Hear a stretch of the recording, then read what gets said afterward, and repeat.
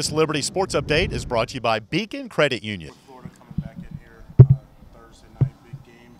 Did you draw any correlations back to last year's home game against Lipscomb? A lot of hype for that game, and obviously hoping for a different turnout this time. I think oftentimes losses in your season, especially when you're winning a lot, can get your attention more than others.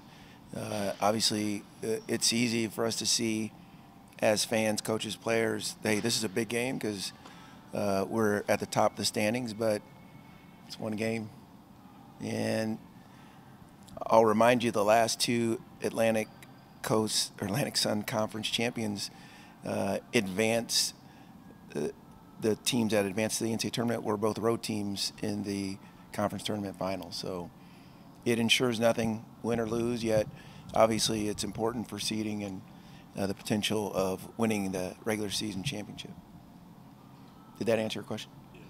Just on the phone with Matthew just going, he was saying how these both senior teams, you have players that don't want to lose, and they're going to hold their teammates accountable to make sure they do everything possible to win each game.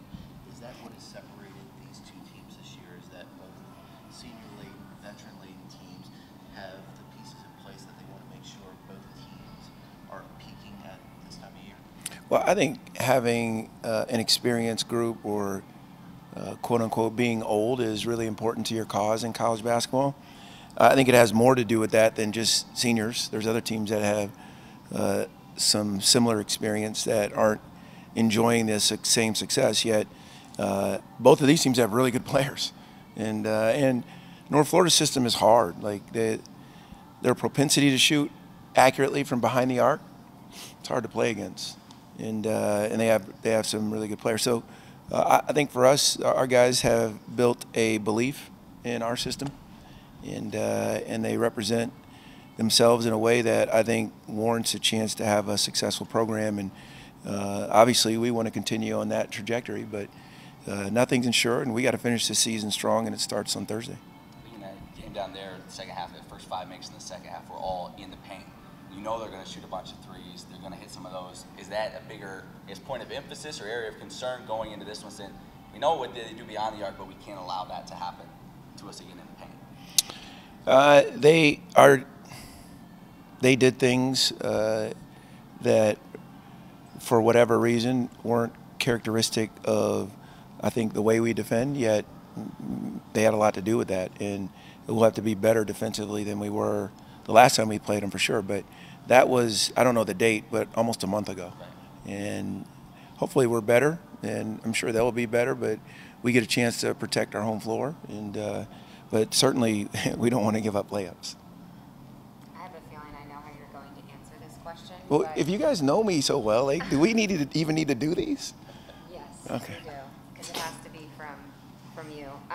Do you address the hype surrounding this game? Because just being around the athletic center and the student body, it seems like this game is highlighted a little brighter and that it's going to have a lot of hype. I know you're going to say you have veteran, mature guys and it's just another game, but do you address that?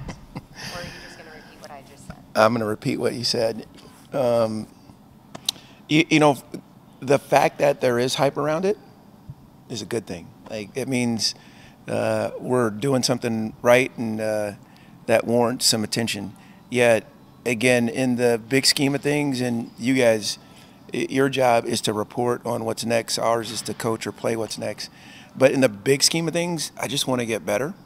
And if we're better in March, then we've got a chance to do some things that every program wants to do. Caleb's career is coming to an end here. As you look back over his career, he's fought through a couple injuries and things of that nature. And I think you said last year that kind of alluded to the fact that he may have been a little bit lazy when he first got here with as much talent as he's got. What's been the biggest credit to him in getting over that hump and being able to see his name in some of the record books where he's going to see himself?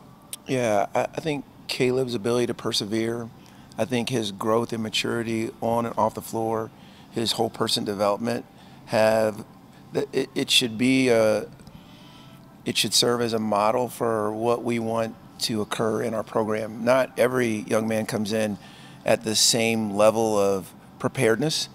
And not saying he was ill prepared, yet I think his ownership in trying to be great, trying to do something special, I think it was grand. And because of that, I think he's had an impact on our team, our program, this university that can be measurable. And he, like Mayo and Scotty and Georgie, they're irreplaceable. I'm going to miss them. I dread the last game I get to coach them, but I'm going to try and stay in the moment and live in this chapter of our lives because he's really been a beautiful picture of why you coach.